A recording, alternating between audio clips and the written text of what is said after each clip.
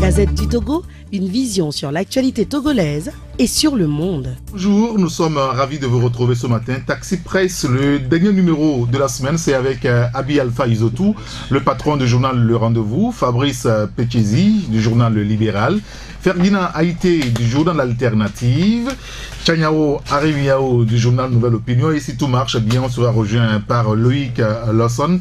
Alors, 5 grands sujets au menu, des analyses et commentaires sur le plateau. Nous évoquerons la coopération Togo-Ghana avec la récente visite du président ghanéen. Au-delà, n'est-ce pas, de la face visible de l'iceberg, que savions-nous de cette visite? Le Togo britannique, comme le confrère des Guardian l'a susurré donc hier, quid de la libre circulation des personnes et des biens? On pourrait y revenir. Le développement à la base qui passe aussi par l'accompagnement des communautés, les nouveaux marchés boudés par les populations semblent être une préoccupation pour certains puisque ce sont des milliards qui sont investis là-dedans. L'Alternative a ouvert le débat ce matin, on pourra en parler. Puis la CVT et ses contrats avec la presse, le débat revient sur le tapis. Chapitre politique avec l'opposition togolaise, j'ai écrit sur Olympio et Jean-Pierre Fabre. C'est aujourd'hui la question de leadership qui se dispute. Faure Gnassingbé a-t-il choisi entre Monsieur Olympio et Monsieur Fabre? Si le temps le permet, on abordera tous ces sujets avec mes confrères en studio. Bonjour Chanyao Arimiao. Eric, bonjour. Et bonjour à toutes et à tous ceux qui nous suivent en ce moment. Merci de nous être revenus sains et saufs. Merci. Et le merci, c'est à Dieu. Bonjour Abi Alpha. Bonjour à ta rédaction, à toi-même, à tous ceux qui nous écoutent, sans oublier la communauté musulmane qui, dans quelques heures, va aller pour la grande prière de la semaine. Oui, bonjour à tout le monde. Juman. D'accord, très bien. Bonjour Ferdinand. Bonjour Eric, bonjour confrère, bonjour à tous les auditeurs. Et Fabrice Pekezi qui est aussi avec nous ce matin. Bonjour Fabrice. Bonjour à toi et bonjour à tous les auditeurs. Et il y a cette note de service du ministère de la Sécurité qui circule depuis quelques heures sur les réseaux sociaux. Yark Damran qui est un petit peu remonté contre les agents de sécurité et les forces de l'ordre qui sont postés au niveau des banques, au niveau des points de ralliement, les ronds-points, comme on dit, les feux tricolores, qui finalement, leur sport favori aujourd'hui, c'est le WhatsApp. Et ils ne contrôlent plus rien. Dans un monde où on parle de l'insécurité et du terrorisme, on se demande finalement à quoi ils servent ces policiers et militaires. C'est un bon, je dis un bon appel finalement. Que fait le ministre? Oui, ben, je crois que s'il est obligé d'aller pratiquement sur les antennes pour faire cet appel-là, ça voudrait dire que c'est vraiment poussé. Sinon, j'estime que c'est un problème qu'on aurait pu régler en interne après un rassemblement sous le drapeau, sous le mât, je ne sais pas, à rappeler. Si Yark est obligé de passer par un communiqué pratiquement rendu public, c'est que bon, peut-être aussi qu'on veut mettre à contribution les populations qui pourraient dénoncer de temps à autre ces genres d'actes. C'est vrai que c'est un peu général, hein. Ce ne sont pas seulement les agents de sécurité, c'est pratiquement tout le monde qui tombe dans ce piège des réseaux sociaux, surtout WhatsApp. Même à la maison, parfois c'est des bagarres entre les couples où tout le monde est accroché à son portable et on ne voit plus rien passer. Même à notre niveau, le jour où tu bookes, si tu commets l'erreur de te connecter, tu vas voir le temps passer sans que... Donc, bref, ça a un impact vraiment sur le rendement de tout un chacun. Bon, c'est vrai que c'est plus sensible au niveau des agents de sécurité. Et je vous assure qu'il y a même des gens volants qui font WhatsApp. Vous êtes à un feu rouge, le temps que le feu vert s'allume, il lance son portable, il veut vérifier. Et parfois, le feu vert s'allume, il ne sait même pas. Il faut qu'on klaxonne à tue-tête derrière lui pour qu'il se rende compte que, il faut démarrer. Et donc, ça voudrait dire que c'est un problème général. Qu'est-ce qu'il faut faire? Je crois que d'abord il faut une prise de conscience et une responsabilité au niveau de tout un chacun. Et au niveau des agents de sécurité, c'est vrai, c'est-à-dire si vous êtes posté pour du moins faire la sécurité quelque part, les gens peuvent venir puisque vous avez la tête baissée, vous ne voyez pas qui entre, qui sort et tout cela. Vous pouvez passer à côté de la tâche pour laquelle vous étiez mis là. Donc c'est un appel, c'est vrai, qui concerne les policiers, mais soyons honnêtes pour dire que aujourd'hui pratiquement tout le monde dans l'administration, partout, tout le monde tombe dans ce piège. Oui, mais en même temps au niveau des forces de sécurité, ça devient quand même dangereux un peu pas. Ceux qui doivent assurer la sécurité, dans la note de service, le ministre dit que Internet et les réseaux sociaux sont presque devenus des instruments d'asservissement ou d'addiction, détournant notre attention et nos énergies. C'est du sérieux que nous devrions imprimer à nos activités. Le drame est que le phénomène affecte profondément nos personnels de sécurité, impacte négativement leur activité socio-professionnelle. Il n'est pas rare, poursuit le colonel Yark, de constater des personnels de sécurité préposés à la garde étatique d'un immeuble ou à la surveillance de la circulation, les yeux constamment rivés sur leur téléphone portable sans se soucier de leur travail, et ce parfois en pleine voie publique sous le regard médusé des usagers de la route. C'est un constat quand même amer aujourd'hui, Tchaniao. Oui, tout à fait. Le constat est amer et Fabrice a dit l'essentiel de ce phénomène. Et je ne pense pas que forcément ce soit au niveau des agents de sécurité, même dans les bureaux. Vous savez, une république, c'est un tout. Dans l'administration, vous voulez dire? L'administration, un pays, quand il évolue, c'est tous les citoyens, les actes que les citoyens posent quotidiennement qui font que le pays marche.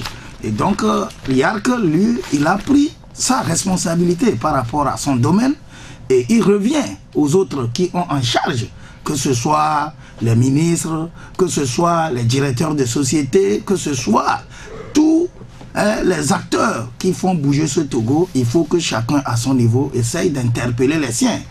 Fabrice a dit que nous-mêmes, quand vous avez à boucler votre journal, il nous arrive de nous évader, de perdre pratiquement la journée à dire ce que les gens essayent de nous envoyer. Et donc, Yark a pris ses responsabilités. Je crois que les autres peuvent copier pour attirer l'attention, surtout des agents de l'administration. Parfois, vous rentrez dans un bureau, vous dites bonjour à quelqu'un, il donne l'impression d'être à la secrétaire, n'importe qui. Même il y a des gens qui sont au plus haut niveau.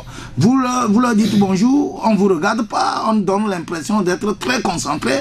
À la fin, quand vous voyez, c'est peut-être des mails que le monsieur est en train de lire, de chauffer avec des gens. Et donc, ça fait que on ne le sent pas, mais le pays est en train dangereusement de reculer. Et donc, il faut que toutes les consciences soient interpellées, que les gens essayent de mettre le discernement entre le temps de travail et le temps de se distraire par rapport à WhatsApp. Abi, Alpha, vous avez commenté là-dessus? Oui, je crois que pour juste évaluer l'ampleur de ces dégâts, il faut voir ce qui circule, pour me permettre cette éthologie, ce qui circule dans la circulation.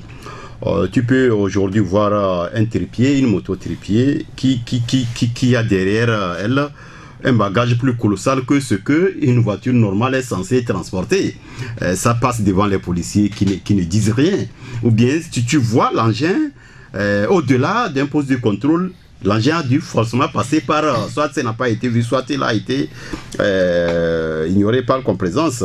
Donc quand tu vois ce qui circule dans la circulation, quand tu vois ce qui se passe au niveau des feux rouges, c'est un peu triste. Tu vois, tu sens la présence réelle des agents de sécurité très souvent, pas à tout moment, mais à beaucoup d'égards, à certaines heures de pointe. Souvent, quand tu prends certains grands boulevards, certains grands axes qui débouchent sur le quartier administratif, tu verras que les grands ronds-points sont souvent parsemés des agents de sécurité qui, par rapport à l'ampleur de la circulation, ignore même le feu rouge, on met en veilleuse le feu rouge et on régule d'une façon policière la circulation. Mais en dehors de ces moments-là, autour de 17h, autour de 7h, 8h, en dehors de ça, quand tu passes et tu vois les postes de contrôle, vraiment c'est autre chose, quoi.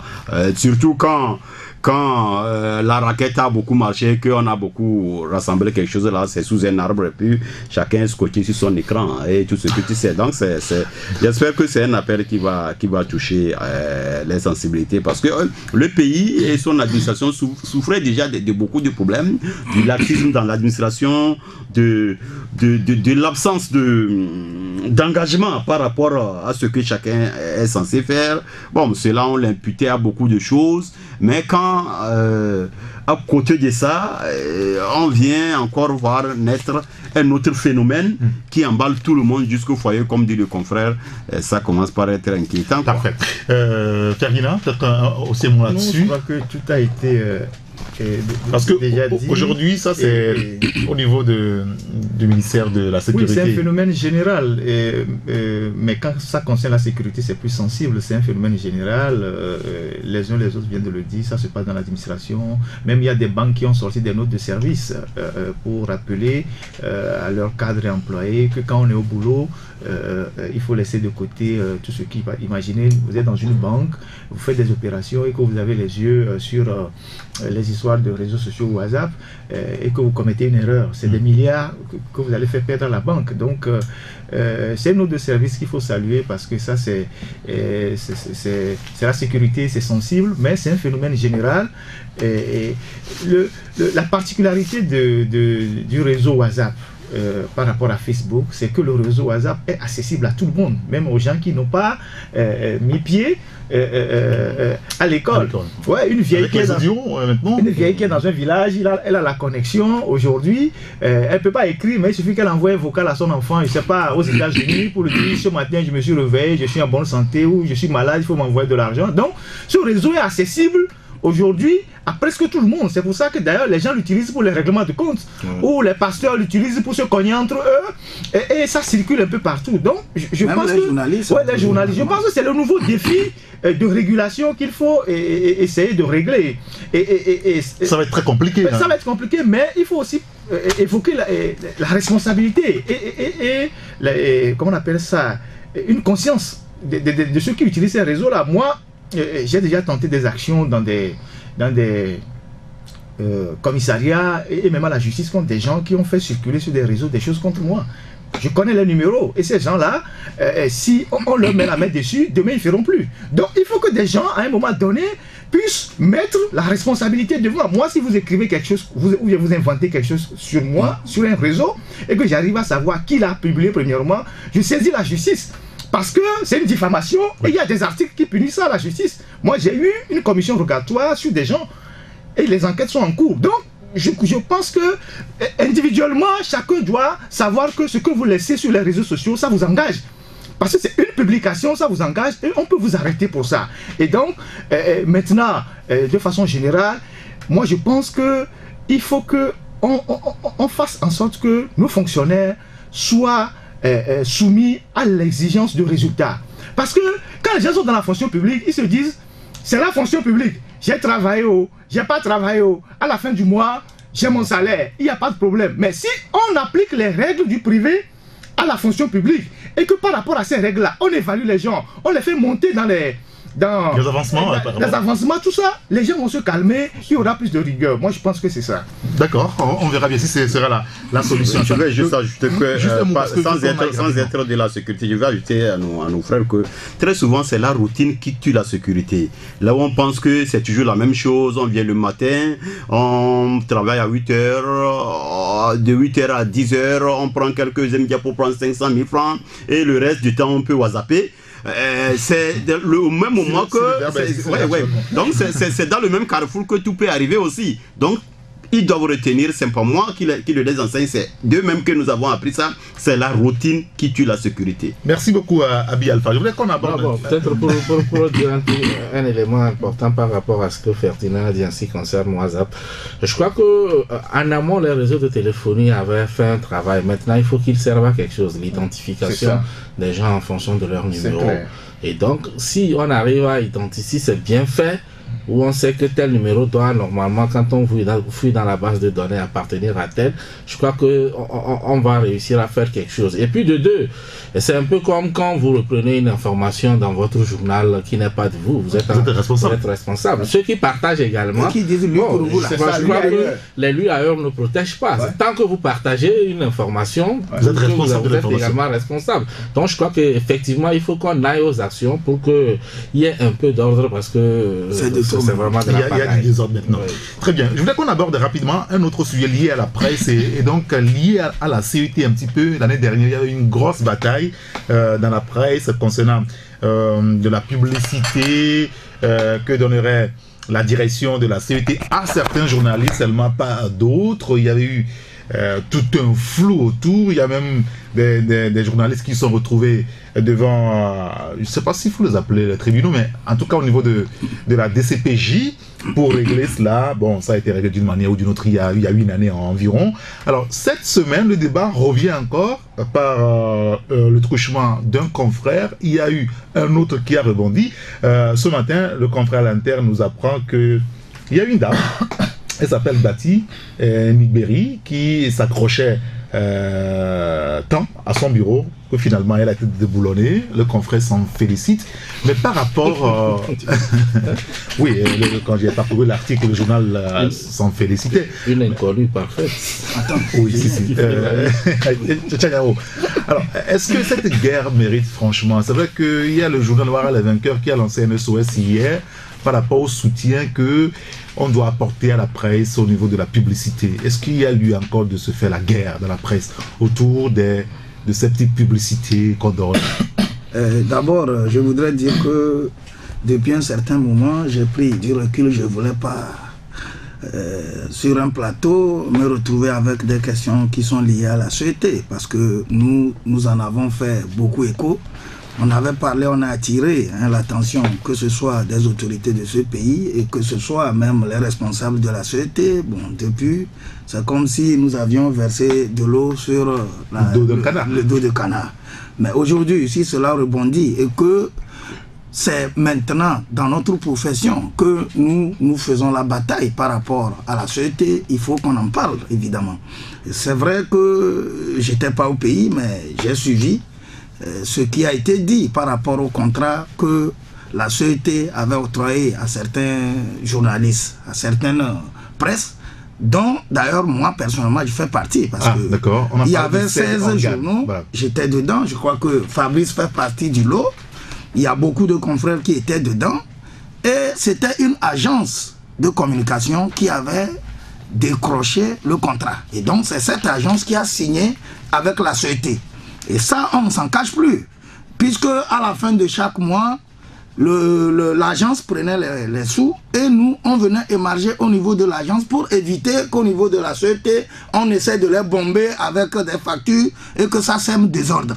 Ce n'est même pas la société seule qui le fait. Il y a eu beaucoup de structures qui confient la communication à certaines agences pour que ces agences réjaillissent le travail sur des organes de presse, comme ce fut le cas. Bon, ça fait des années, je ne sais pas comment des journalistes, tout simplement, bon, je me pose la question, si c'est parce que je n'étais pas du contrat, que je vais aller sur des antennes dénoncer qu'à une époque donnée, une société avait donné des contrats à une certaine presse. Vous savez, le fait a eu lieu aussi au niveau de Tego Télécom. Oui. Abi Alpha et Ferdinand ici ne me diront pas qu'ils n'ont pas de temps en temps eu quelques contrats auprès de certaines structures. Et donc, tout pays évolue avec la communication. Aujourd'hui, ce que nous sommes en train de faire, nous sommes en train de servir les Togolais. Et je sais que c'est un sacerdoce, on ne nous paye rien, mais nous édifions quand même à la taille de ce que nous connaissons, les Togolais. Et toute société aujourd'hui, tout ministère aujourd'hui, d'ailleurs quand vous allez dans les ministères, vous voyez qu'il y a un chargé à la communication. C'est surtout pour pouvoir faire comprendre aux Togolais ce qui se fait. Et donc, un confrère qui va sur les antennes et qui dit qu'on a fait un contrat à des journalistes et qui biaise même à faire croire que c'est 2 personnes qui ont pris tout cet argent. Moi j'ai dit je prenais 200 000, si vous faites 4 200 000 avec 16 personnes, vous verrez ce que chacun a pu prendre pendant ce contrat-là, ce temps-là. Aujourd'hui le contrat-là il n'y est pas, mais qu'on ne me dise pas que si les dirigeants... Le contrat a été rompu. Il est rompu. Si aujourd'hui, à terme, à terme, on n'a plus renouvelé. Mais que des confrères disent que c'est parce qu'on a fait des contrats à des journalistes que la société peine, c'est tout triste. Parce que si la société a des problèmes, qu'elle trouve le moyen honnête et sincère de faire comprendre aux Togolais les difficultés qu'elle a. Qu'elle ne dise pas que c'est parce qu'elle a communiqué qu'elle est en train de chuter. Aujourd'hui, on communique encore à la société. L'équipe dirigeante qui avait signé avec nous est partie. Une nouvelle équipe est là. Elle a fait des contrats avec les radios, les télés, avec les sites. Des contrats en cours. Des contrats. Mais écoute, j'ai dit, elle a fait, les radios ont des contrats. Il y a des journaux qu'on a recrutés là-bas, on a fait des contrats seulement, c'est pas encore signé. Ça veut dire qu'on sent le besoin de communiquer toujours à la société. Et donc, ce serait une double cool. Maintenant, je reviens. D'accord. Non, écoutez, je voudrais, vous savez, attends. Non, on ne parlera pas tout le temps. Je ne garde pas, non, on ne parlera pas, mais je voudrais ouvrir une petite brèche. Rapidement. Tout simplement pour que les gens essayent de comprendre. À l'entame de la question de la société, j'ai dit que je ne souhaitais plus être à un plateau et parler de la société. Mais quand vous voyez une illustre inconnue, on parle d'une bâtie, ça ne dit rien aux Togolais. Et un journal essaye de donner pratiquement ça une. Tout simplement pour dire qu'on a affecté un employé de la société et tout simplement qu'on dise qu'il est bâtard. Excuse-moi. Ça lui fait trop d'honneur, c'est ça hein? Bon, non seulement lui fait trop d'honneur, mais je veux que vous compreniez et que tous ceux qui nous suivent comprennent qu'à la société, l'État, le gouvernement togolais, notamment le Premier ministre, et tous ceux qui sont aux affaires, comme quelqu'un comme Bidama, doivent essayer de lire les lignes au niveau de la société parce que les gens ont commencé par parler d'un règlement de compte à la société, on dit non. Ils parlent de d'une question d'ethnocisme au niveau de la société. Vous voyez que c'est une bassard. On l'a affecté et la direction permet qu'un organe de presse aille écrire pour dire qu'on a déboulonné quelqu'un. Et non seulement ça. Revenez à un fait. L'administration, la société, c'est une société d'État. Je ne connais pas une société au Togo où, depuis que le DG Djeteli est parti, on a sorti des dossiers internes à la société pour confier aux journalistes. Il y a même une lettre personnelle que ça avait écrit au DG, qu'on a remis aux journaux qui ont publié. Donc ça veut dire qu'au niveau de la société, il n'y a plus de protection. C'est en ce sens que j'ai dit que le Premier ministre ou le ministre Bidama doivent mettre de l'ordre dans la société parce que si les gens ont des casseroles, ils font une mauvaise gestion et qu'ils n'arrivent pas à se justifier, qu'ils ne reviennent pas servir du bordel au Togolais. Ce n'est pas l'affectation de Madame Bati qui fait que la société ne va pas. Ce n'est pas Madame Bati qui fait que quand tu n'arrives pas à tenir les boulons là. Merci beaucoup, Tchaniao. Ferdinand, c'est vrai que vous avez aussi traité de ce sujet de la CET plusieurs fois aussi, comme d'autres confrères. D'abord, c'est les turpitudes de la presse togolaise. Vous savez, il y a toujours des gens qui se donnent des coups et des coups bas, tout ça, dans la presse. Et moi je vois tout ça de loin parce que au niveau de l'alternative on n'est pas souvent sollicité pour les publicités, même si je peux me targuer d'être un des journaux quand même un peu lus, mais nous on n'a pas souvent des publicités venant des structures d'État. Bon, c'est tant mieux, ça nous permet d'ailleurs lorsque leur dossier tombe dans nos mains de bien les traiter. Donc vous voyez, et donc on n'est pas lié. Mais le problème de la société est plus complexe que ça. C'est pas un problème de journaliste, c'est la gestion même de la boîte c'est une boîte qui est en train de s'écrouler. Il y a plusieurs réseaux. Oui, mais ça fait quand même plusieurs années que vous dites que la société est en train de s'écouler. Oui, il arrive parfois qu'on n'a pas le courant. Non, mais les indicateurs, c'est que parfois on coupe le courant, on n'a pas de courant.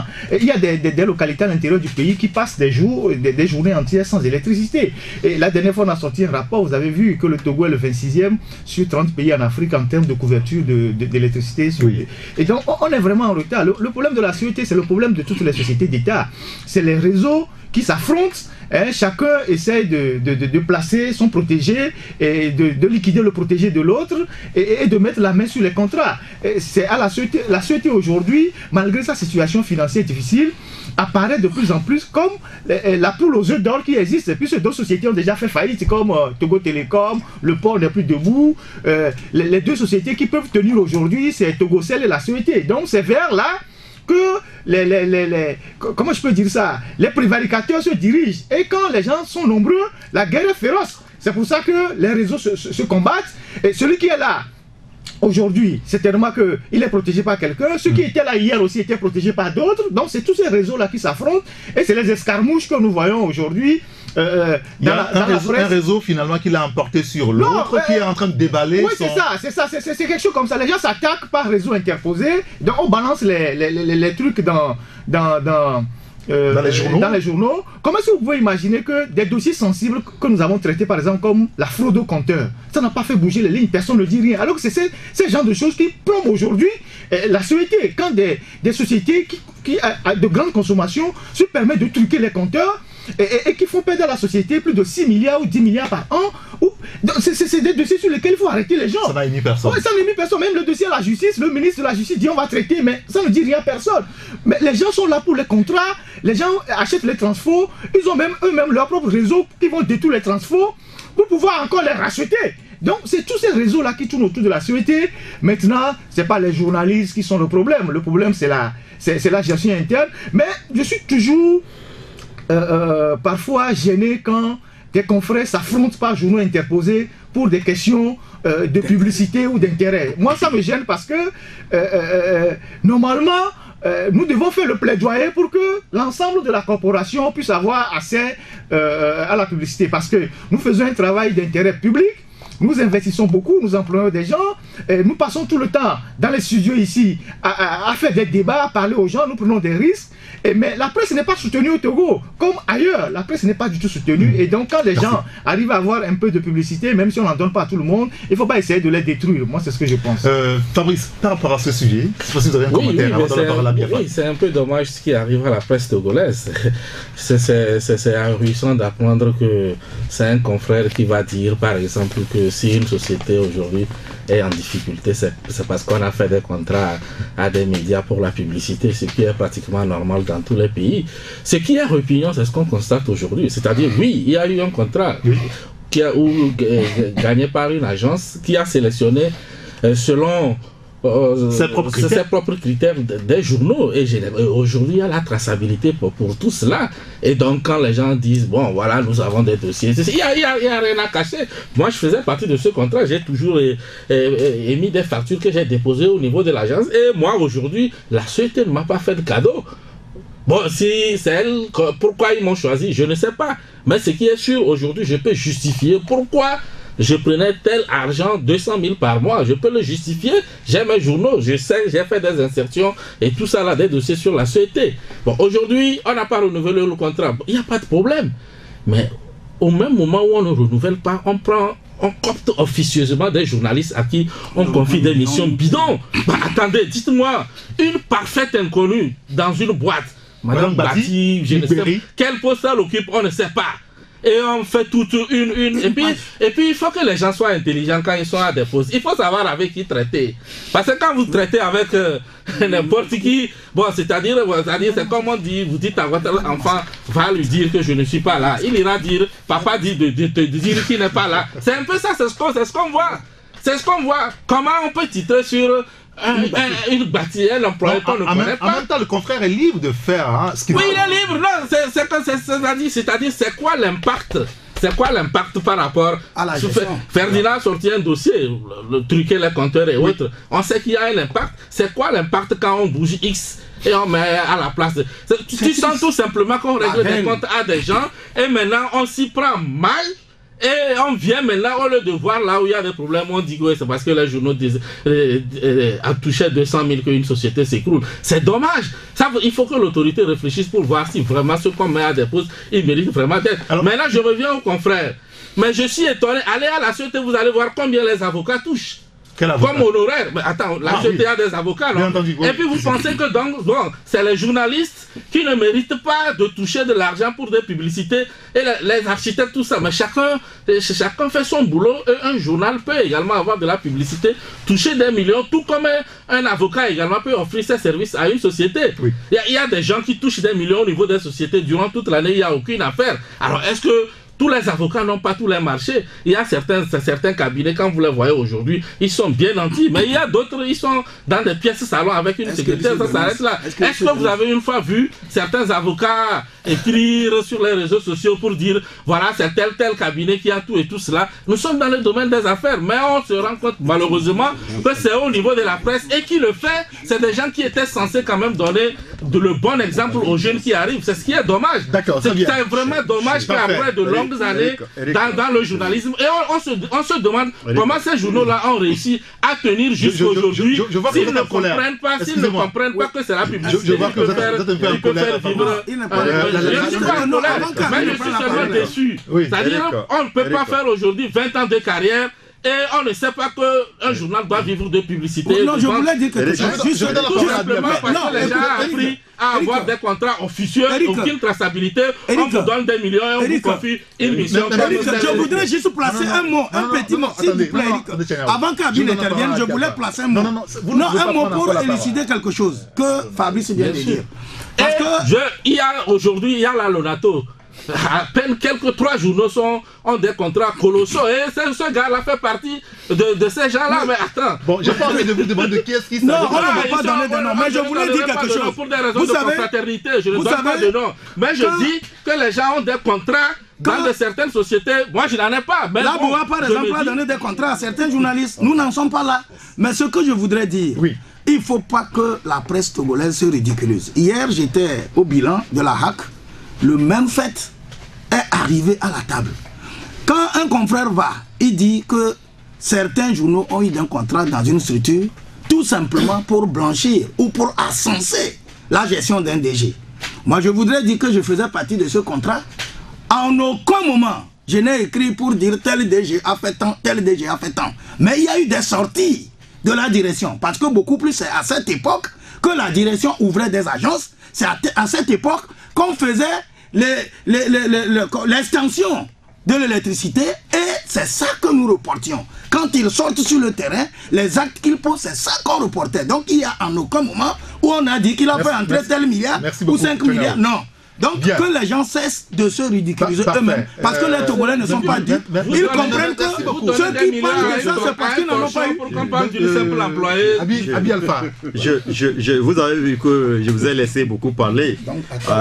Parce qu'à un moment donné, je me suis dit, est-ce qu'il faut parler? À mon sens, il y a un petit attache qui dit que le lépreux s'en fout de la bague. Celui qui est lépreux là, il s'en fout de la bague. Ça veut dire... Nous, on a eu déjà des publicités dans ce pays, on a commencé. C'est des journalistes qui sont allés dire au DG de nous retirer ça. Ça, cette race se trouve parmi nous aussi. Donc, quand tu vois des débats, ça ne fait que faire rigoler. Par rapport à la CT, il y a 2 à 3 types de publicité. Ici, c'est des communiqués. À un moment donné de l'histoire, on a eu à passer ça. C'est-à-dire, on vous donne on vous commande le travail régulièrement, le bon document, tout ce que vous savez, et vous vous présentez la facture après un mois comme ça. Parfois, vous laissez faire 1-2 mois. Vous allez vous prenez la somme totale. Donc, ce n'est pas un gain illicite si quelqu'un fait une publicité à la CT et qui prend de l'argent. Non, tout comme les autres structures, sauf que je suis en train de dire, et surtout qu'à la CT, ce n'est pas des publicités du genre Togo Télécom. Togo Télécom, moi personnellement, j'ai refusé de publiciter là-bas. La grande communication, communication qu'il y a eu avant que Togo Télécom ne s'écroule, des journaux ont eu 6 millions, 4 millions, 2 millions, c'est-à-dire chaque contrat à l'image du journal. Tout était fait pour que nous, je n'ai jamais approché. Donc c'est pour vous dire que c'est vrai, ce n'est pas tout qu'on mange, mais quand on regarde le cas de la CT, qu'est-ce qu'il y a de si scandaleux là-bas? Qu'est-ce qu'il y a de si quelqu'un a eu, peut-être entre ces négociations ont été plus caïdes que les tiennes et que lui pense que tu ne passes pas. C'est quoi le scandale? Pour que le fait qu'une femme soit sautée, devienne, occupe toute la une d'un journal. Bon, moi, je ne veux pas trop m'attaquer aux confrères. Mais puisque si les gens veulent déplacer leurs problèmes de débat juste pour terminer, c'est ça, c'est à part ça que j'allais terminer pour dire que ce n'est pas possible qu'un arbre cache la forêt, ce n'est pas possible. Tu sais, là c'était au moment où les gens prennent un simple déplacement d'un agent pour faire toute la une d'un journal. Est-ce que vous savez qu'à un moment donné, tout récemment encore, il y a eu 48 heures de délaissage dans une ville comme Atakpamé? 48 heures. 48 heures, j'attends que la CT nous appelle pour dire que nous avons menti. Tout Atakpamé, avec ce que vous connaissez là-bas. 48 heures, ce n'est même pas délaissage, c'est-à-dire un délaissage continu. Et il y a des scandales comme ça et les gens pensent que c'est des menus frétins qui doivent faire le truc. Messieurs, merci beaucoup. On a juste 2 petites minutes avant la pause pour le journal. Je ne sais pas s'il va falloir relancer un autre débat. Parce qu'il y a beaucoup d'autres sujets à développer ce matin.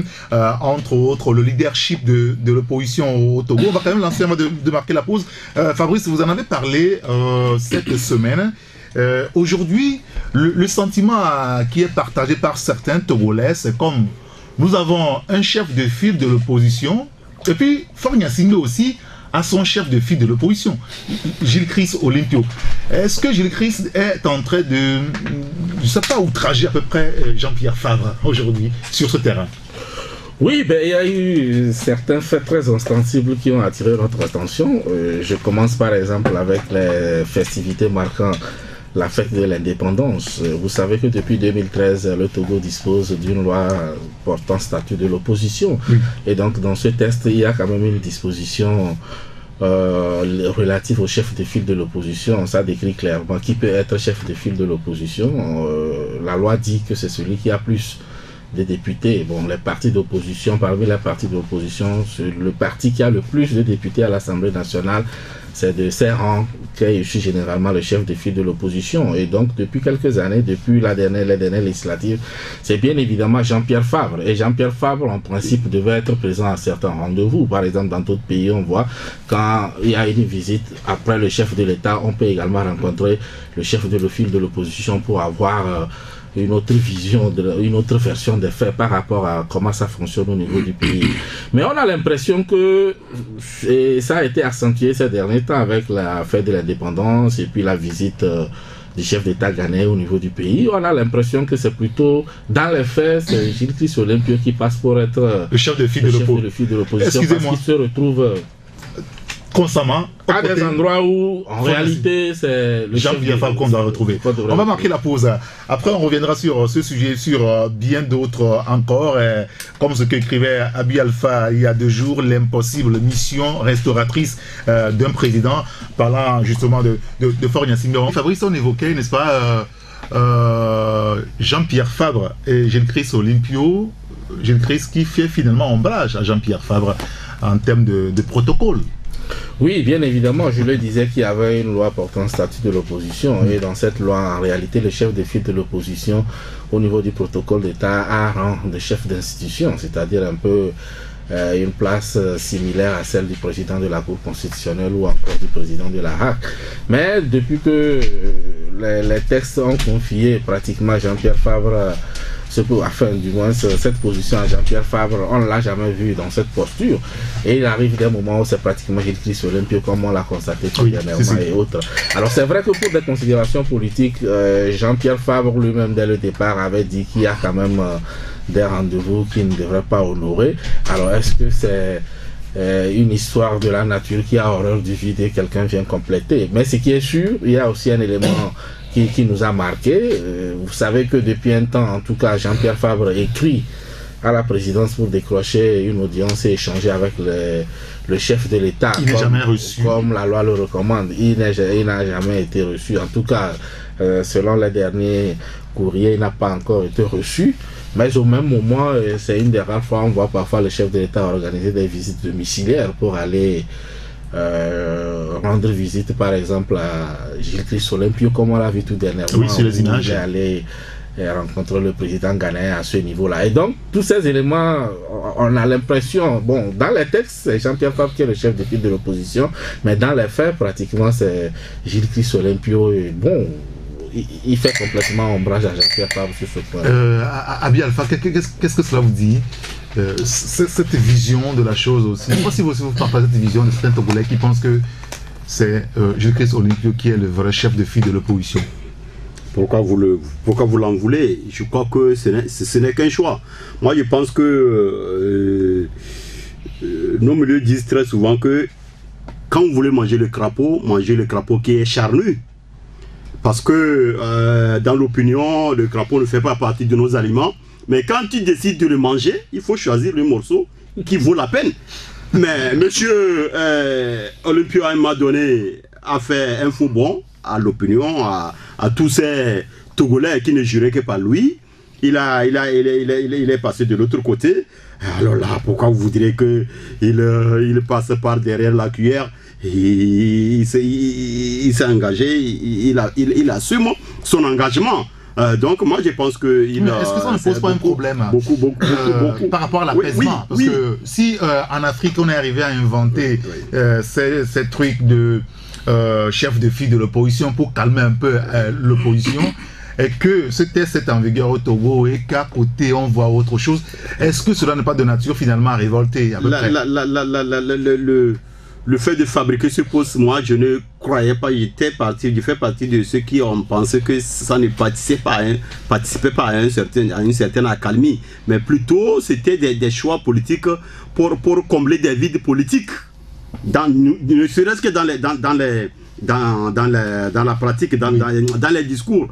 Si vraiment les gens ont envie de poser des pions pour aboutir à une certaine accalmie, un certain apaisement, il y a certains actes qui ne se poseraient pas. La dernière fois, par rapport à la décoration que vous avez vue, il y a des noms qui ne seraient pas venus. Donc, moi, je ne pense pas que cela ne participait pas à une certaine accalmie, mais on a voulu combler un vide politique. Actuellement, on est en train de l'assumer. Bon, maintenant... surtout, ce débat est revenu avec la dernière visite du chef de l'État ghanéen, où le chef de l'État ghanéen et le président togolais sont allés jusqu'au domicile personnel de J-Chris, qui est à côté de mon bureau. Donc, c'est que je suis venu faire le reportage.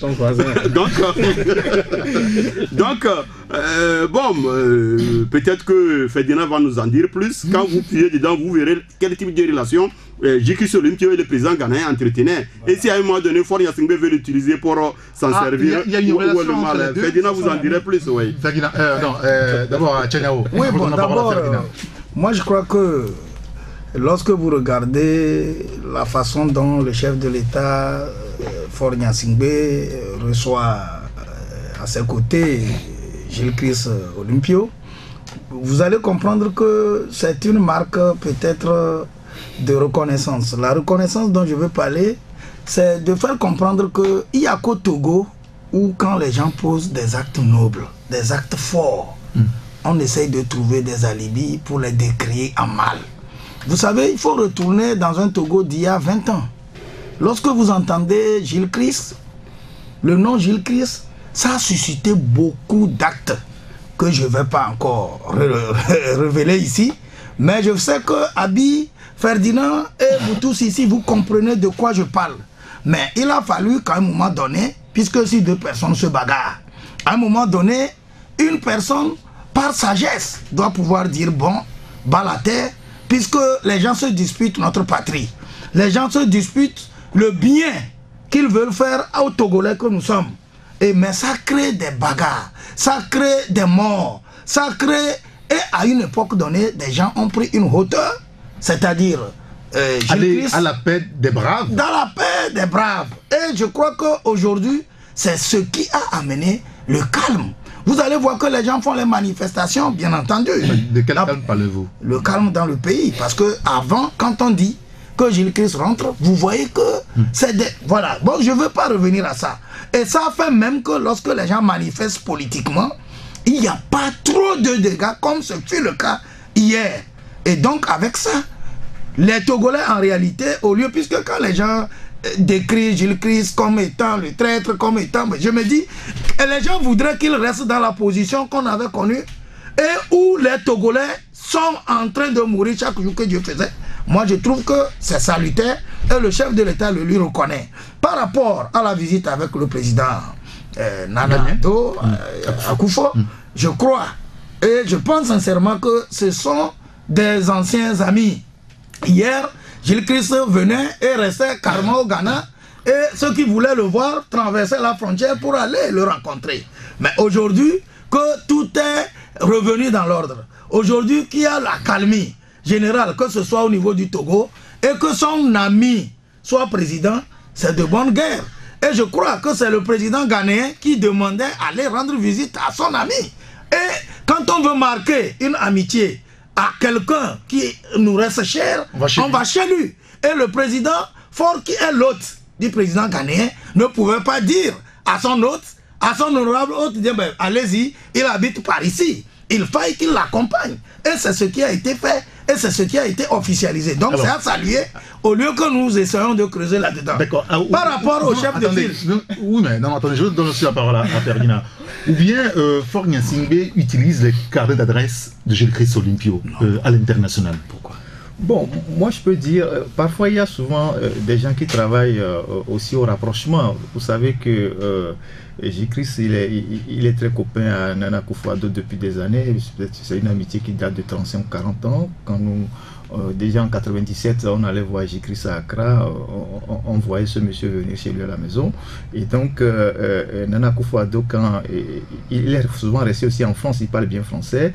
Quand il va à Paris, c'est dans l'appartement de J-Chris qu'il reste souvent. Donc, c'est des amitiés de longue date. C'est comme J-Chris et Ouattara aussi, ils sont des amis depuis longtemps, avec le FMI, l'un qui a travaillé à recruter l'autre et tout ça. Donc, souvent, quand on se retrouve sur le plan politique, il y a forcément des rapprochements. Je crois que c'est dans cette logique-là qu'ils sont. Et la politique, il n'y a rien qui se fait gratuitement. Il y a toujours un intérêt derrière. Tout comme d'ailleurs toutes les relations humaines, il y a toujours un intérêt derrière. Maintenant, quand vous voyez J-Chris hier et ce qu'il est devenu aujourd'hui, on voit bien que il est allé vers le système à travers ces fameux accords de Saint-Exupéry dont on n'a jamais connu les termes. Il s'est sabordé parce que lui-même, il doit le sentir aujourd'hui. Quand vous les approchez, eux-mêmes ils le disent. Mais comme l'a dit le général, ce général gaulois aux Romains au XIVe siècle, malheur aux vaincus, quand vous vous êtes sabordé, vous n'avez plus de force aujourd'hui pour faire quoi que ce soit, on vous utilise. Et c'est de ça qu'il s'agit. Bon, maintenant, lui-même doit faire l'état des lieux. En 2010, quand il signait l'accord avec le RPT, il nous disait qu'on devait faire les réformes dans 6 mois. C'est ce qu'on nous a dit. Aujourd'hui, il vient dans Jeune Afrique dire qu'on n'a plus besoin de réformes, que Faure est quelqu'un de bien et tout et tout. Et si lui-même, il pense que bon, de ce qu'il était hier et ce qu'il est devenu aujourd'hui, c'est un bon parcours, tant mieux. Maintenant, par rapport au chef de file de l'opposition, moi, je partage l'avis de Abi Alpha. Moi, j'ai toujours dit que ce truc-là était un piège. C'était une ruse. C'est Blaise Compaoré, il a d'ailleurs même dit aux opposants togolais qu'il a créé ce statut pour dompter son opposition. Il leur a dit. Et c'est Blaise Compaoré qui a sorti ce truc-là dans la sous-région. Et donc, le pouvoir de Lomé a récupéré ça. On crée ce truc. Tout le monde sait que c'est un piège. Mais les gens ont accepté d'y aller aujourd'hui. Et ça constitue pour eux, je ne sais pas, un élément même d'affaiblissement. Vous voyez comment est-ce que ça se tiraille dans l'opposition autour de cette histoire de statut de chef de l'opposition. Tantôt c'est elle qui tire sur l'autre, l'autre qui répond et tout. Et finalement, on est dans le statu quo, on ne bouge pas, rien ne bouge. Or, si les gens étaient dans leur position antérieure, le statut de l'opposition, ils n'ont pas la force même des populations. Ce n'est pas quelqu'un qui leur décrète un statut avec des avantages. Aujourd'hui, il y a quand même eu des élections. C'est à la base de ces élections. Oui, mais ça dépend. Le premier qui arrive au niveau de l'opposition. Ça dépend de l'appréhension qu'on a du système en place. Si les gens pensent que le système est devenu un système normal, où il faut rentrer dans les rangs et jouer à la normalité, alors ils sont pris dans leur propre piège. Mais moi, je pense en tant que journaliste et observateur que le système a beau changer a beau faire sa mue, mais le système reste toujours le même système. Vous voyez. Et donc, c'est à chacun de tirer les leçons des pas qu'il pose. Mais aujourd'hui, on voit bien que l'opposition s'est énormément affaiblie. Par ce fait? Oui, par un certain nombre de faits. Et l'opposition sont énormément affaiblies. Elle n'arrive pas à remonter, malgré le fait que l'envie de changement est très forte dans le pays. Mais l'opposition s'est énormément affaiblie. Et cet affaiblissement-là continue à cause des guerres internes, à cause de ces histoires de statut de chef de file de l'opposition. Tchaniao, le statut de chef de file de l'opposition, finalement, et tout le corollaire a affaibli, a contribué donc à affaiblir l'opposition. Vous partagez cet avis de Ferdinand? Bon, moi, je ne vois pas la chose sous cet angle-là. Je me suis dit qu'à un moment donné, il faut que les gens comprennent que ce qui nous unit doit être plus fort que ce qui peut nous diviser. Et quand je parle de ce qui nous unit, je parle de la nation, de notre patrie, de notre cher Togo à nous. Et donc, si à une époque donnée, on a créé le statut de chef de file d'opposition et quelqu'un a été le numéro 2, et par ricochet, il occupe directement ce poste, il faut que celui-là essaye de jouer effectivement le rôle qui est le sien. Et c'est parce que le chef ne joue pas son rôle, à mon avis, que les gens pensent que le chef de file de l'opposition a affaibli l'opposition. Maintenant, je voudrais dire, il y a un monsieur que je connais qui dit toujours que Le poste ne fait pas l'homme. C'est l'homme qui fait son poste. Je voudrais dire que si Gilles Christ faisait bien son poste, vous devez voir que Ou ça bouge. Jean-Pierre Fabre, justement, excusez-moi. Si Jean-Pierre Fabre faisait bien son poste, on va donner une valeur à ce poste-là. Mais s'il joue mal son rôle, on ne sentira pas qu'on a un chef de file d'opposition au Togo. Et vous verrez demain, quelqu'un d'autre peut être à ce poste et vous allez voir que ça bouge, que ça prend de l'ampleur et que ça fait marcher l'opposition. Pour certains, en réalité, ce poste avait été conçu pour Gilles Christ Olipio. Et que, bon, par la force des choses, c'est Jean-Pierre Fabre qui l'occupe, d'où toute la difficulté qu'on a aujourd'hui. Je voudrais aujourd'hui à se mettre ensemble autour de la même table. Je voudrais que les gens essayent de quitter ce clivage-là pour prendre plus de hauteur. Quand on fait une loi, les gens ont tendance à penser au Togo que les lois, elles sont faites pour un certain nombre de personnes. Non. Oui, parfois. Parfois, les gens le pensent. Oui, mais dans ce cas précis, le poste, il est là. Fabre ne sera pas éternel. Tout n'a pas l'air aujourd'hui. Tout n'a pas l'air aujourd'hui. Oui, parce qu'il y a Fabrice. Dans cette loi portant statut de l'opposition, il y a une loi également, il y a un article qui a fait polémique, je ne me souviens pas de l'article, mais je connais le contenu, où on dit, comment on est opposant au Togo, il suffit de le déclarer. Oui. C'est-à-dire, ça, on a prévu un système du genre. Il suffit de le signaler au président de l'Assemblée nationale. Vous pouvez être de l'opposition et participer au gouvernement. Et ça donnait l'impression de couvrir un peu l'UFC qui entre-temps avait signé un accord avec le Rassemblement du peuple togolais, un accord qui les amenait à envoyer des gens au gouvernement. Et donc ça voudrait dire que quelque part la loi s'est comportée comme si elle avait une idée, couvrir certains. Parce qu'après, effectivement, ça a fait polémique, où certains disaient que tant qu'on entre au gouvernement, on ne peut pas en même temps danser et s'apprécier. C'est-à-dire on ne peut pas être au gouvernement et être en même temps dans l'opposition. Mais eux, ils estiment que c'est sur la base d'un accord qui sont au gouvernement. Donc, quelque part, on a eu cette impression qu'effectivement, tout avait été fait et toujours les lois, c'est pour cela parfois il faut les modifier. Ça tient compte du temps. Quand vous prenez la constitution de 1992, à un moment donné, par rapport à l'âge qu'il faut pour être chef d'État, à l'époque, tout a été fait pour que Kofigo, à un moment donné, n'ait pas des ambitions de briguer à la plus haute fonction. Et donc, dans cette loi, effectivement, il y a eu cet élément où certains opposants n'étaient pas vraiment d'accord qu'on dise que il suffit de dire que je suis opposant. C'est-à-dire, vous déclarez votre appartenance à l'opposition, à l'issue des législatives. Après, vous dites je suis de l'opposition et on vous considère que vous êtes de l'opposition. Eric, moi je vais juste poser une question pour continuer. Je voudrais savoir si la question peut participer au débat, tant mieux. Je voudrais savoir si au niveau du Bénin, il y a un chef de file de l'opposition. Si la démocratie du Bénin se porte mieux par rapport à notre démocratie ou non. Ça, c'est la question à laquelle je voudrais une réponse. Tu te rappelles quand tu retournes dans tes audios des émissions à fréquence 1, au moment où naissait ce fameux débat des chefs de file de l'opposition, où ça a beaucoup fait verser de l'encre et de la salive. À un moment donné, on dit que oui, bon, Fabre dit oui, lui veut ça, mais sauf que dans tel milieu, il ne peut pas se présenter. Donc, il y avait polémique et j'ai dit, ça fait rigoler, mais sauf que ça nous rattrape. J'ai dit qu'une femme qui au lit avec son mari crache sur le pénis et embrasse les testicules n'est pas sincère. Non, attendez. Vous vous rappelez? Non, c'est-à-dire, retournez dans les audios. Oui, je me rappelle très bien, excusez-moi. Écoutez, il y a des personnes qui nous écoutent.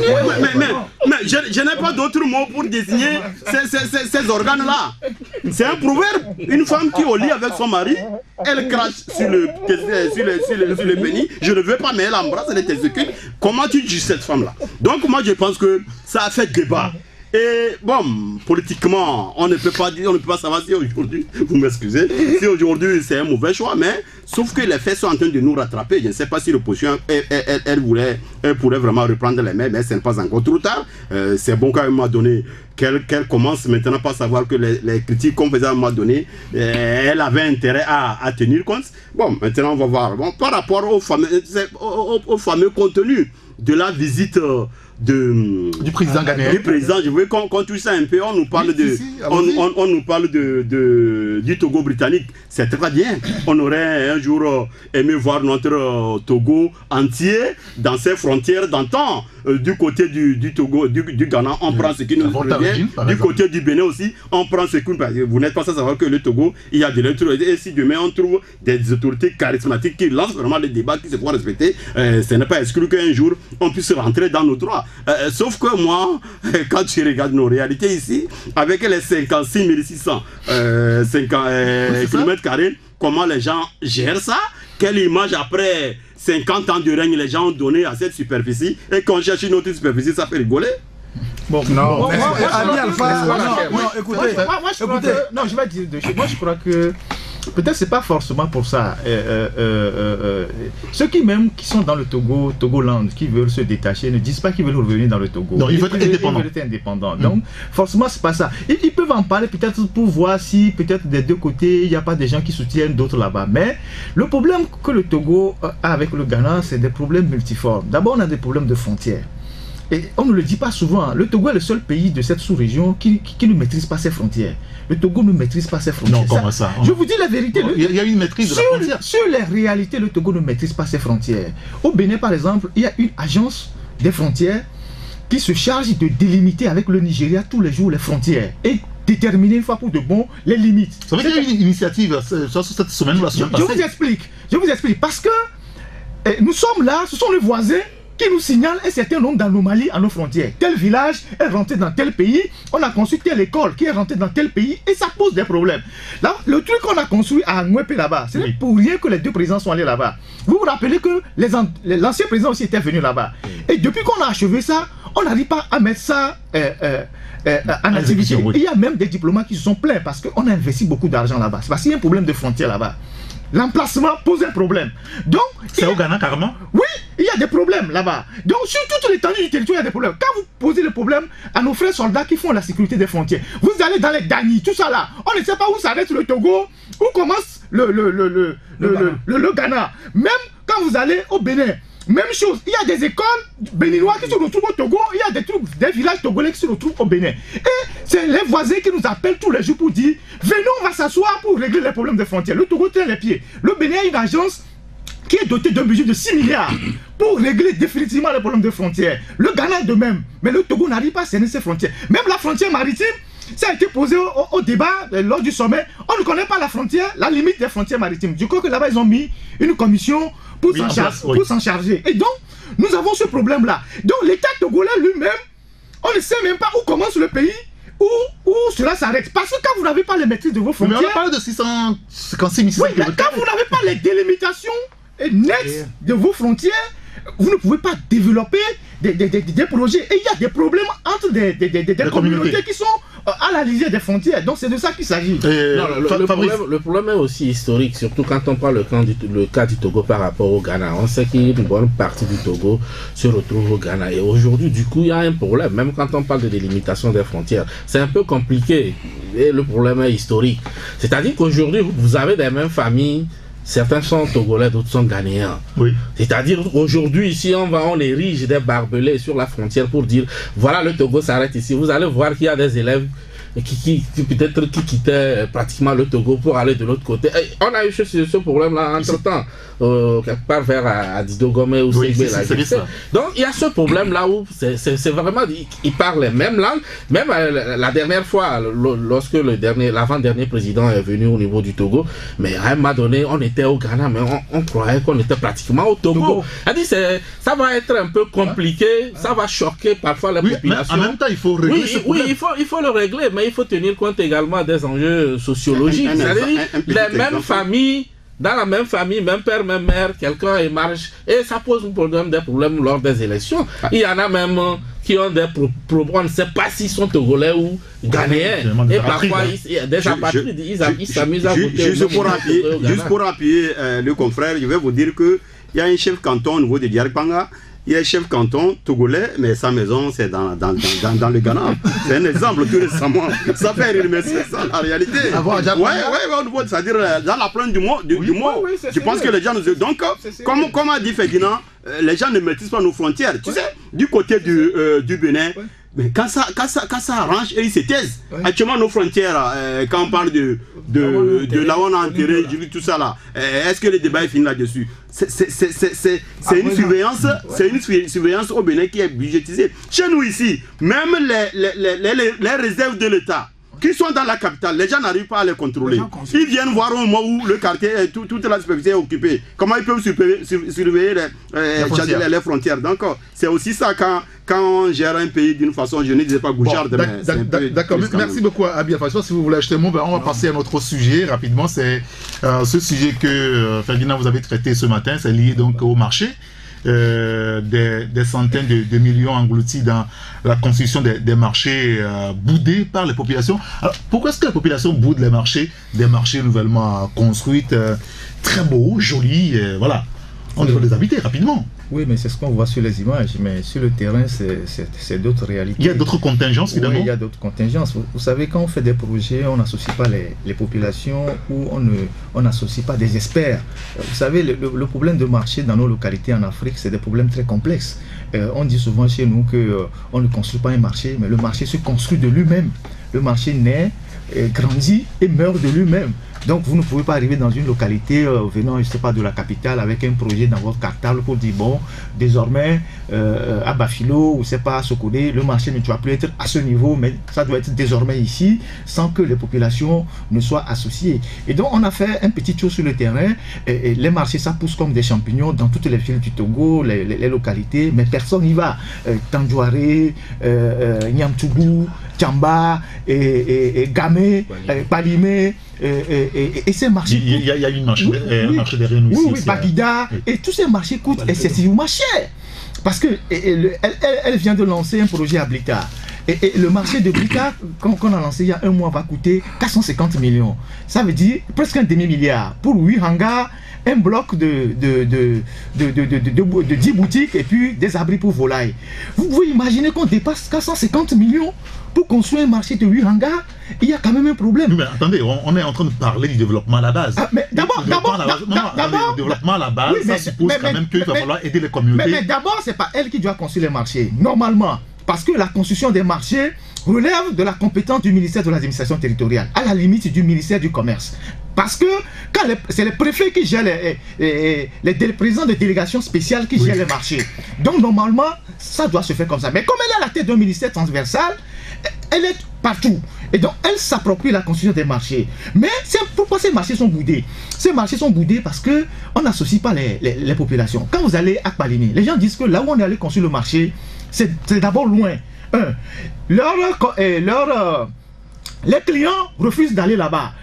De deux, quand il pleut, les voies d'accès sont inutilisables. Comme ce qu'on a vu à Hydranaoui, voilà. Où on refusait d'aller carrément à Hydranaoui. De deux, quand vous allez à Tandjouaré, c'est la même chose qu'on vous dit. Quand vous allez à Gando, on a construit un marché là-bas qui a failli réveiller des anciens conflits entre les Tchokossi et je crois les Nganga ou quelque chose comme ça. Voilà. Ça a failli vraiment dégénérer parce qu'on n'a pas le lieu est problématique. Maintenant, quand vous voyez le marché qu'elle vient de lancer à Blita, vous voyez par exemple, quand vous voyez Blita, on dit qu'on veut faire de Blita un grand carrefour commercial.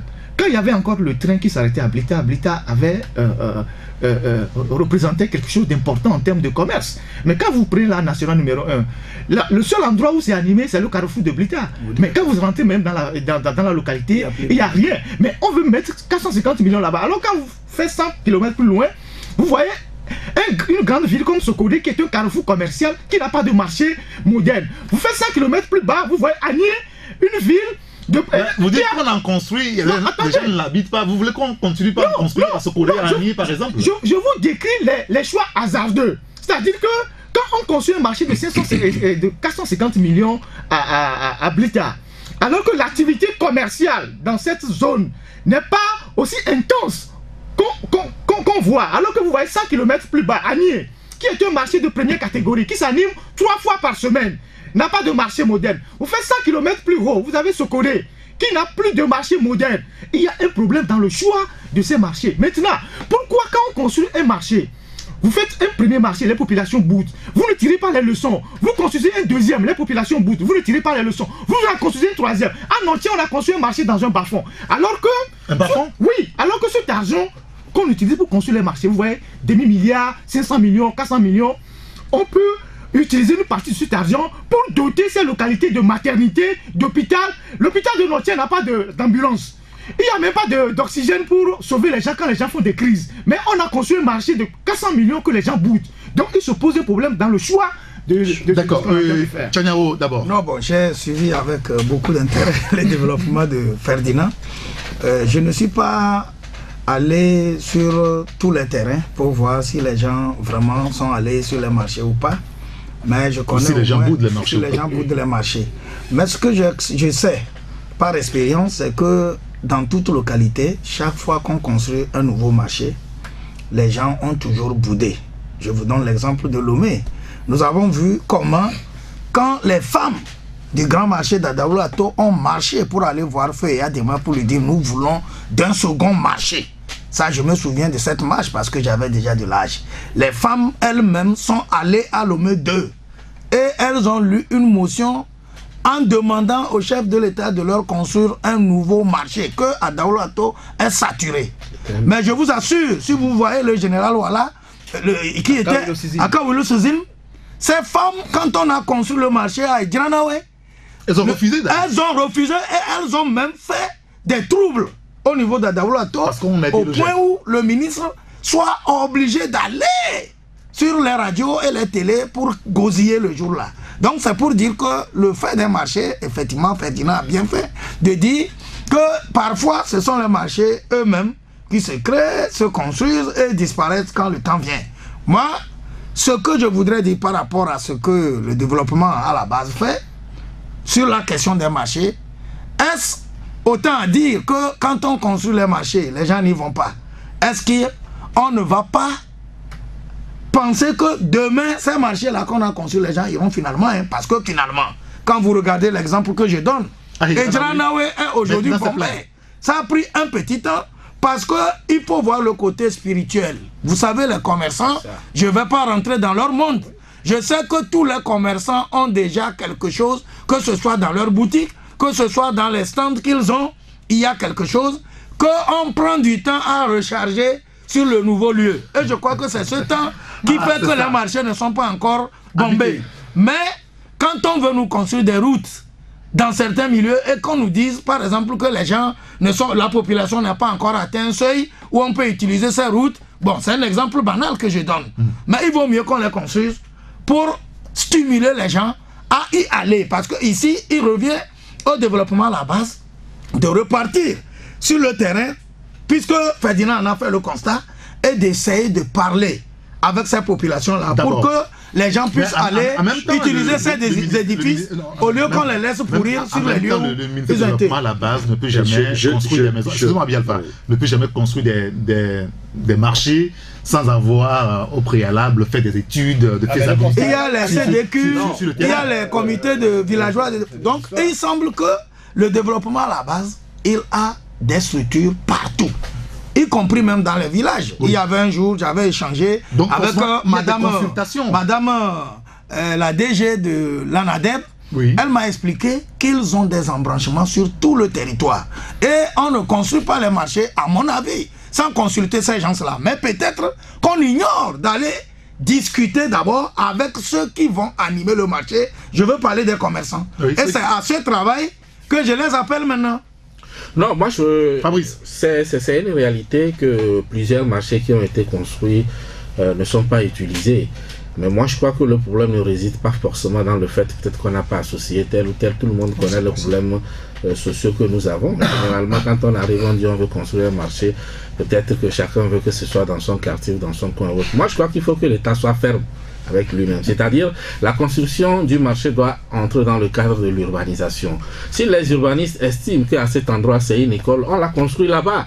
Si le marché doit être ici, on le construit là-bas et puis on contraint les gens à y aller. Il faut les contraindre. Il faut les contraindre.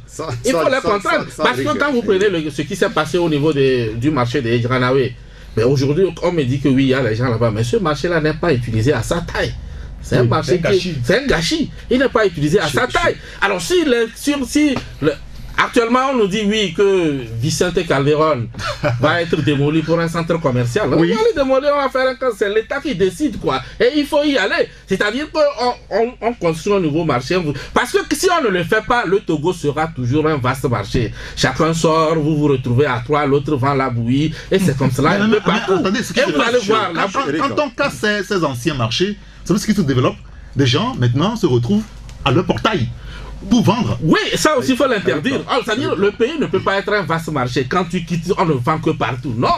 Et même quand vous arrivez dans ces marchés, les gens ne restent même pas dans les immeubles qui ont été conçus. Tout le monde est au bord de la route et on s'arrache les clients. Tout ça là, il faut mettre de l'ordre. Et donc ça, ici, l'État ne prend pas ses responsabilités. On dit études sociologiques associées les gens. Vous n'allez jamais avoir une unanimité sur l'endroit où il faut construire un marché dans un village. Les marchés, pour moi, ce n'est pas un gâchis, mais sauf que l'État manque de fermeté. C'est-à-dire cet endroit, on vous dit non. On veut construire une école là-bas, vous ne pouvez plus faire le marché ici. Ou alors on dit, non, vous êtes à côté d'un hôpital. L'hôpital et le marché ne peuvent pas cohabiter. On vous déplace. Et si vous le voulez, on interdit formellement aux gens de faire ici. Ah, dans Lato, les femmes ont pesé, elles ont gagné. Oui. Moi, je crois que l'État a manqué de fermeté. C'est une faiblesse. Un État, ça doit être fort. Si vous estimez que pour des raisons liées à la sécurité, à l'urbanisation, nous ne voulons plus avoir un marché ici, nous voulons l'amener là. Mais les gens, on doit obliger les gens à y aller. Non, s'il vous plaît. Sinon, si on continue comme ça, il n'y aura jamais... Seulement que Sauf que je m'inscris totalement, je dis bien totalement en cours par rapport à ce que vient de dire le confrère. Tu sais, le marché, c'est après tout un mythe, hein. Un marché, dans notre sociologie, c'est après tout un mythe. On est dans un état on a imposé, s'il vous plaît. Non, laissez vos mystifications là. S'il vous plaît. C'est comme les cimetières. C'est comme les cimetières. On a arraché le cimetière d'Argonne. Oui, on a arraché quelque chose s'est passé. Nous avons vu l'autorité peser de son poids, de son autorité, imposer des marchés à des endroits donnés. Mais il y a des petits marchés que je dirais même oubliés dans des coins qui étaient restés des marchés de référence. Aujourd'hui, si tu veux savoir quel est le plus stable du maïs, du bois du maïs, appelle le marché de Ketao, appelle le marché d'Anier, et par extension le marché d'Adaolato qui existe à peine maintenant. Donc, je dis encore, je leur dis que le marché, c'est après tout un mythe. On ne peut pas construire un marché sans faire l'étude du terrain, sans faire l'étude de faisabilité, sans faire l'étude d'impact. C'est-à-dire, ça, la CIA, s'il vous plaît. Le ministère fait ses études. S'il vous plaît, permettez que je vienne. Les études sont faites. Moi, j'ai l'impression on nous dit ça très vite. On nous dit, je vous donne un exemple. On a fait les études d'impact et tout ce que vous savez du terrain pour l'extension, la réhabilitation de la faune des mangos. Qu'est-ce que ça a donné? Ces deux budgets, quand on présente un budget, un projet, cet aspect-là alimente tout un budget qu'on décaisse pour envoyer les gens, les experts, tout ce que vous savez, avant de dire bon c'est faisable, ça aura tel impact, avant de le faire. On a fait ça pour réhabiliter la faune de mango. Ça a donné quoi? Donnez-moi la réponse. Donc moi je pense que les gens ont des projets, surtout que c'est souvent des institutions internationales qui financent, l'argent attend des gens, il faut faire. Donc les gens vont, ils brassent ça partout pour que le budget soit consommé. Parce que derrière la constitution des marchés, vous n'êtes pas sans savoir qu'il y a beaucoup qui sont en même temps, tout ce que vous savez, fournisseurs, c'est-à-dire exécuteurs. Donc moi je pense que si le forcing passait, c'est dans Lomé, dans la même capitale. L'État n'a pas été fait. S'il vous plaît. Le marché, à un moment donné, on a dit que l'architecte a fait...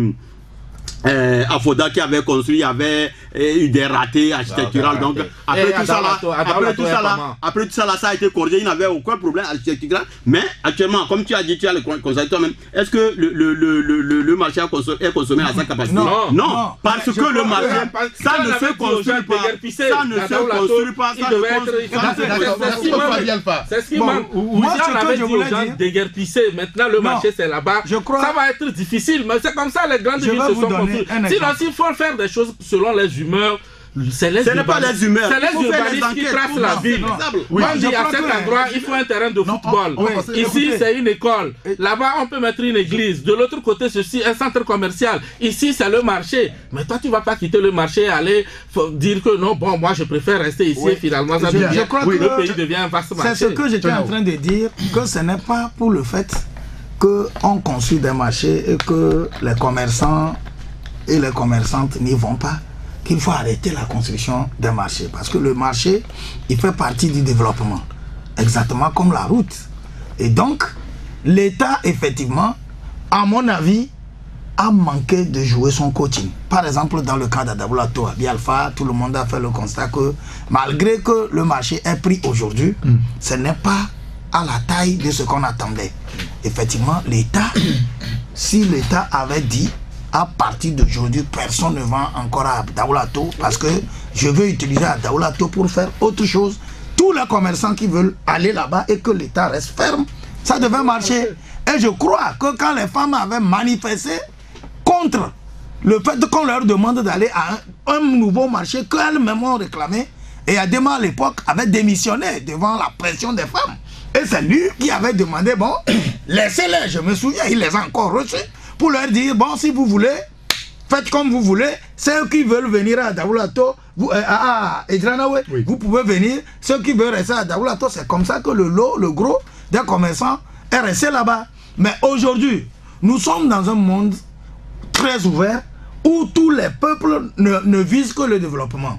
Si on veut évoluer, effectivement, je crois que la formule que Fabrice donne, c'est elle qui doit marcher. Si on construit, la fermeté de l'État. La fermeté, si on construit un marché, par exemple à Blita ou à Ketaou, et les femmes, sous le fait d'un mythe, qui ne regardent même pas l'État, disent nous n'allons pas nous déplacer là, et l'État reste ferme. L'ancien marché, le bidon de marché là, on le ferme et tout le monde va se déplacer. D'accord, très Et bien. l'État, Pour fermer ce mais dossier, n'oubliez pas que oui. nous-mêmes, nous jouons aussi le mauvais rôle. Il revient que quand l'État va commencer par sévir et que les populations vont commencer par crier, souvent c'est nous qui revenons sur les antennes, dire ah, l'État est en train d'opprimer le peuple, les gens ne veulent pas faire tant. Donc si nous aussi nous accompagnons l'État à moderniser le Togo, ça va réussir. Merci beaucoup, Tchénao. Moi, je crois que Ferdinand, Daniel Le Mapion, on passe à un autre sujet rapidement. de la table, c'est que d'abord, il y a les marchés et que les gens boudent. Ouais, et ça, oui. c'est une réalité. Oui, oui. Maintenant, pourquoi les gens boudent? Il faut chercher à savoir. C'est pas forcément des trucs liés au fait que, bon, il y a des mythes, tout ça. Non, il y a des problèmes. Et moi, je pense que les études pour la construction des marchés manquent de certains aspects. Par exemple, quand vous prenez Gando, où ça a failli dégénérer entre plusieurs communautés. Ça veut dire que si on avait associé des sociologues ou des anthropologues qui connaissent les problèmes entre ces communautés-là, on aurait pu éviter ce genre de problèmes sur l'emplacement du marché. Vous voyez, parce qu'il y a des problèmes entre les ethnies. Et moi, j'ai vu des trucs à Lomé ici, quand on était tout petit, dans les années 84 ou 85. Ah, tu étais petit à l'époque. Ou, ouais, 84, 85, Ça avait déjà une femme. déjà 10 ans à l'époque, et où il y avait un problème de marché à Lomé ici, à Guanivé. Parce qu'il y avait un problème de chefferie à Guanivé entre les Sédjurou et les Atouguegledi, oui. Et on avait décidé de déplacer le marché d'Atianvé vers Assiyé. À l'époque, il n'y avait personne à Assiyé, il n'y avait même pas de gens. Ouais. Les gens venaient acheter des lots, c'était des bourgades perdues.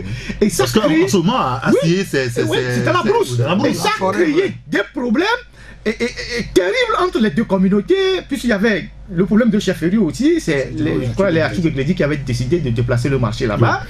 Ça a créé un sérieux problème. Et moi j'ai suivi ça quand on était tout petit, on était on a suivi ça. Et avant qu'on ne construise le marché d'Agouassié, on a d'abord fait une statue anthropomorphe. Quand vous allez à l'entrée du marché d'Agoué, vous allez voir un legba qui est là-bas, et qui est là-bas, c'est une statue. Non, anthropomorphe, mais ça a été fait avec des. Bon, je ne vais pas rentrer dans les détails, mais nous, on était petits, on l'a vu, avec des trucs humains. Oui. Ouais. Ça a été fait avec des trucs humains, moi je sais de quoi je parle. Et donc, il a fallu faire tout ça. Et ce marché n'a jamais fonctionné, sauf quand la ville s'est étendue. Jusqu'à Siyé. Le marché, on l'a créé, mais ça n'a jamais fonctionné. Et c'est le fait que la ville s'est étendue que le marché a pris sa valeur. Et donc aujourd'hui, ce que nous nous disons, les fonds qu'on injecte dans ces marchés-là, Parce que la gouvernance, c'est l'utilisation optimale, parcimonieuse et efficiente des ressources disponibles. Vous ne pouvez pas construire un marché de 500 millions, par exemple, en entier, où vous avez une ville qui n'a pas, un hôpital qui n'a pas d'ambulance, qui n'a pas d'oxygène, où vous avez des écoles qui n'ont pas de couverture. Vous savez aujourd'hui, quand quelqu'un est malade à Kpalimé et qu'on doit l'évacuer à Lomé, l'ambulance doit venir de Lomé, aux frais du malade. Aux frais du malade. Mais on a construit un marché là-bas qui n'est pas utilisé. Est-ce qu'une ambulance coûte plus de 100 millions? Une ambulance coûte 30 millions. Est-ce que pour rénover une maternité, on a besoin de 100 millions pour que les femmes accouchent? Nous, c'est ce que nous dénonçons par rapport à ce qu'on a construit, mais qui ne fonctionne pas. Parfait. Alors, le dernier sujet à aborder rapidement, Abi, c'est vous qui avez lancé le débat, c'est par rapport à ce sujet que vous avez traité, vous avez souhaité revenir là-dessus, c'est par rapport à votre autopsie d'une impossible mission restauratrice d'un président. Vous estimez que le Togo tel qu'il est aujourd'hui, c'est quasiment impossible pour que Faure Gnassingbé le redresse, sincèrement? Non, ça c'est clair, le constat il est là. Nous avons rien inventé. Quand tu fais un peu de parallèle, moi j'ai fait un peu de parallèle entre notre pays et le Bénin. Il y a seulement quelques années, quand tu es un jeune pacha qui est viveur, que tu n'es pas venu terminer tes week-ends à Lomé, tu n'as rien fait. Quand tu fais un mariage classe, moi je me suis retrouvé avec un Burkinabé dans un avion, on allait à Benghazi. Il m'a dit que vraiment, que à leur époque, ils étaient jeunes.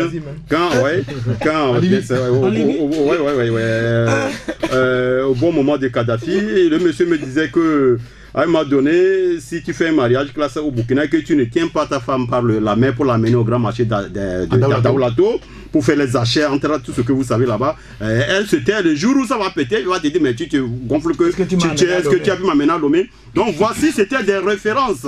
C'était des références. Et à l'époque, je me rappelle aussi, on appelait le Togo Sud-Afrique. Le Togo Sud-Afrique. L'opposition en face rigolait que c'était de l'exagération. Mais en fait, il y avait des éléments qui permettaient à Yadema d'imposer le Togo comme Sud-Afrique. Je vous donne un exemple. À l'époque, les banques togolaises, ce n'étaient pas encore des banques privées. Les banques publiques togolaises étaient un carrefour pour les fonds de la sous-région. C'était ça là, ça faisait une fierté personnelle de Feu Yadema. Donc quand tu regardes tout ça là et tu vois aujourd'hui le même Togo où les banques tombent en faillite, où tu te dis mais on est où là? Je vous donne un exemple. La Chambre du commerce et de l'Industrie du Bénin a enregistré en 2013 230 milliardaires béninois. Ils sont béninois, ils sont au Bénin, ils font les achats, les marches, ils ont 1 milliard et plus. Ils sont enregistrés, ce n'est pas des gens qui se cachent. Ce n'est pas des gens qui ont volé, ils sont allés se cacher quelque part ou bien ils ont fait l'évasion fiscale, l'argent dort quelque part, ils sont quelque part ou bien ils ont... Non, ils sont dans les activités, ils sont enregistrés, reconnus par la Chambre du commerce du Bénin en 2013, 230. Ce n'est pas moi qui invente, c'est ça, vous pouvez m'aider à vérifier. Parmi eux, le plus costaud parmi eux, c'est Patrice Salon. Je parle de l'époque, il n'est pas encore présent. Il employait, cette structure employait 5000 agents. L'agent le moins payé à 100 000 comme salaire, le salaire le plus bas. À l'époque, quand on devait privatiser les usines de grainage du coton, lui seul, sa structure a pu acheter 15 sur 18 usines qui devaient être privatisées. Sans oublier, c'est toute une liste que nous avons fait là-bas avec les hommes d'affaires et ce qu'ils font pour aider les populations. Alors vous estimez qu'aujourd'hui c'est quasiment quand tu regardes ça, les hommes d'affaires ont trouvé de l'argent. C'est vrai, on peut dire que ouais, parmi les 10 hommes, il y a des gens qui sont basés sur l'État pour s'enrichir. C'est vrai, il y en a ça partout. Je ne dis pas qu'au Bénin, c'est seulement des saints blancs qui ont grandi seulement dans les affaires. Il y a des gens qui ont été tractés par les machines du pouvoir. Mais quand vous êtes tracté et que vous avez eu de l'argent, votre argent, à quoi ça sert à la masse? C'est la question qu'on se pose. Et ça, là, ça contribue à avilir l'image de notre pays. Quand tu vois un pays qui est toujours le même, moi, je vous faisais rire entre temps que... Paix à son âme, j'avais une belle-mère qui ne gérait que par le répéter unir. Quand elle lit un peu mes colonnes là, mon beau-frère, tu n'as pas de problème, sauf que tu es trop tranchant, tout ça là. Un jour, elle a voyagé dans un pays de la sous-région, elle a fait une semaine pour un mariage, elle est revenue, m'a demandé pardon. Aujourd'hui, paix à son âme. Donc c'est pour vous dire que Quand tu regardes l'image de comment les gens ont construit les pays qui nous entourent, ce n'est pas l'État forcément qui a tout fait, c'est les hommes d'affaires. Même si à un moment donné ils ont volé, ils ont réinvesti. Pourquoi vous estimez que cette image-là, Faure Gnassingbé ne peut pas la restaurer aujourd'hui? S'il vous plaît, même s'ils ont volé, ils ont réinvesti et ça aide la masse. Ça aide la masse. Donc moi je dis ici qu'il ne peut pas parce que le fait d'appauvrir l'environnement, la masse, faisait partie des cartouches pour faire durer éternellement le pouvoir RPT unir. Les exemples, ils sont pleins. Les exemples, ils sont pleins où les gens, les hommes d'affaires qu'on n'arrive pas à maîtriser, à un moment donné, on les a habillés de toutes les accusations. Soit ils ont fini en prison, soit ils ont quitté le pays. Ce n'est pas, je n'invente rien. Vous avez les exemples à votre niveau plus que moi. Donc, ça n'a pas encouragé. Je ne refuse pas. Sauf qu'au Bénin, même s'il y en a eu, il y a des gens qui ont dans ça là, ils ont émergé ici, carrément, on te détruit. Donc, ça là, ça ne construit pas un pays. C'est aussi ça qui fait que l'amertume est très avancée. Et quand, sur le plan sociopolitique, il y a ça qui est avancé, aucun chef d'État ne peut faire un miracle. Surtout que lui-même, il aide à entretenir le désordre, un désordre qui l'aide à continuer. Bon, je ne sais pas si c'est vrai, mais en tout cas, quel est votre avis là-dessus, Fabrice? Non, bon, c'est vrai qu'il faut dire que quand on prend pratiquement toute la sous-région, on n'a pas vraiment des hommes d'affaires en vue, comme on en a dans d'autres pays, au Bénin, au Ghana, au Burkina Faso et tout cela. Alors qu'est-ce qu'il y a pu... Est-ce que c'est dans notre nature? Je ne dirais pas que c'est dans la culture togolaise, puisque le commerce même qui est le socle des affaires est parti pratiquement du Togo avec le phénomène des nanabenz et tout ça là et autres. Alors est-ce qu'à un moment donné, il n'y a pas eu... on n'a pas pérennisé cela. Je sais aussi qu'il y a plein de nanabenz dont les enfants sont devenus plutôt des avocats et des architectes, peut-être plutôt que continuer l'activité commerciale. Alors que quand vous prenez une communauté comme les Yoruba, vous pouvez quitter même l'université et venir continuer le commerce de votre papa. Ben, il y a ce constat-là quand même. L'argent ne circule pas. Quand vous prenez un peu le Bénin voisin, c'est vrai qu'ils sont proches du Nigeria.